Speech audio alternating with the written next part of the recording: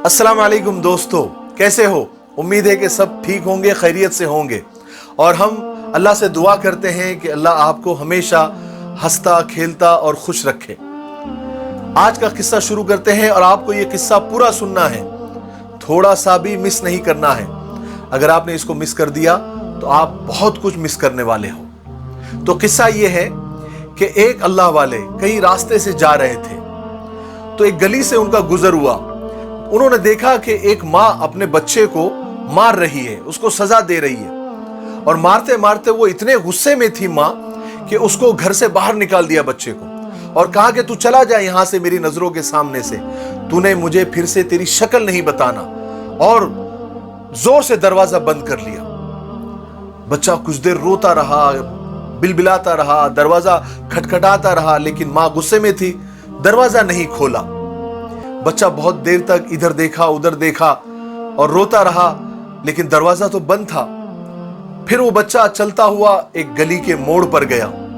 वहां पर गली पर जाकर भी चौक में उसने इधर देखा इधर देखा, उसको कुछ समझ में नहीं आया, वो रोता रहा। थोड़ी देर के बाद वो थोड़ा और आगे बढ़ा। ये अल्लाह वाले फरमाते कि मैं उसका पीछा कर रहा था कि वो क्या करता है। तो बच्चा एक चौक में गया, वहां पर थोड़ी देर बैठा, बेचैन था, अपना पहलू बदल रहा था। फिर वो बहुत देर के बाद वो वापस घर के पास आया, दरवाजा खटखटाया, लेकिन मां ने दरवाजा नहीं खोला। तो वहीं पर वो रोने लग गया और दरवाजे से अपने आप को उसने चिमटा दिया, और वही दरवाजे को टेक लगाकर वो सो गया, उसको नींद लग गई। बहुत देर के बाद मां को जब कोई काम पड़ा, काम याद आया, तो उसने दरवाजा खोला तो बच्चा वहां सोया हुआ था। लेकिन मां का गुस्सा ठंडा नहीं हुआ था। मां ने उसको फिर उठाया, फिर मारा, कहा कि तुम मुझे शक्ल क्यों बताते हो अपनी? तुम निकल जाओ यहां से, यहां क्यों आए हो? मैं तुम्हारी शक्ल भी देखना नहीं चाहती। और उसको उसके बाल पकड़ के उसको और धक्का दे दिया। वो बच्चा दूर जाकर गिरा, लेकिन फिर उठा, अपने दामन को झाड़ा और मां से आकर लिपट गया और कहने लगा, मां, तूने जब मुझे मारा था तो मैंने सोचा कि मैं कहीं चला जाऊंगा, कहीं कुछ खा लूंगा, कहीं रह लूंगा।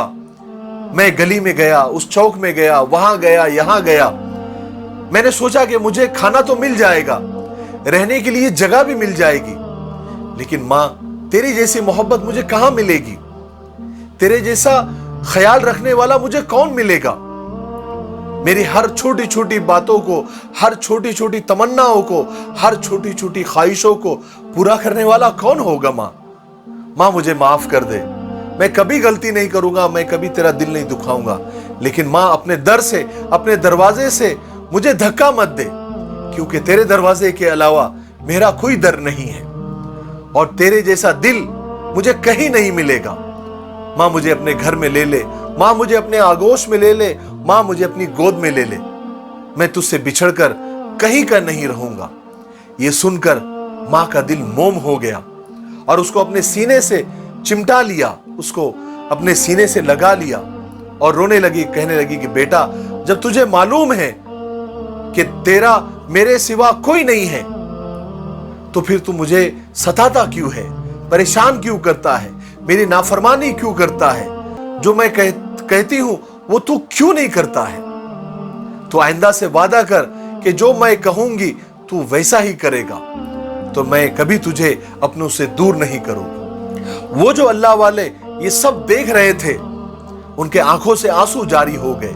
वो रोने लग गए और कहने लगे कि काश बंदे भी अपने रब से, अपने पैदा करने वाले से ऐसे ही माफी मांग ले, तो वो रब और वो अल्लाह, वो खुदा तो अपने बंदों से 70 माओं से ज्यादा मोहब्बत करता है, वो भी ऐसे ही माफ कर देगा। और बंदों को खुदा के दर के अलावा कौन सा दर है?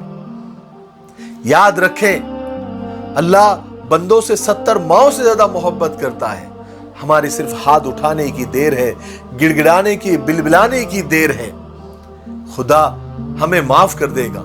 हमारे मांगने में देर हो जाएंगी, लेकिन खुदा के माफ करने में कभी देर नहीं होगी। इसलिए मेरे भाइयों, हम चाहे लाख गुनहगार सही, लाख नाफरमान सही, लेकिन अल्लाह ताला की रहमत के आगे वो गुनाह कुछ भी नहीं है।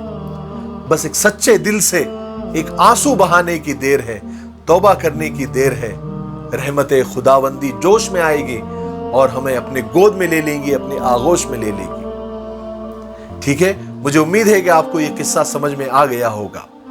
दुआओं में याद रखें और कल इंशाअल्लाह फिर एक नई स्टोरी के साथ, एक नए किस्से के साथ आपकी खिदमत में हाजिर होंगे। तब तक के लिए अपने भाई रशीद मिफ्ताही को दुआओं में याद रखें। अस्सलाम वालेकुम।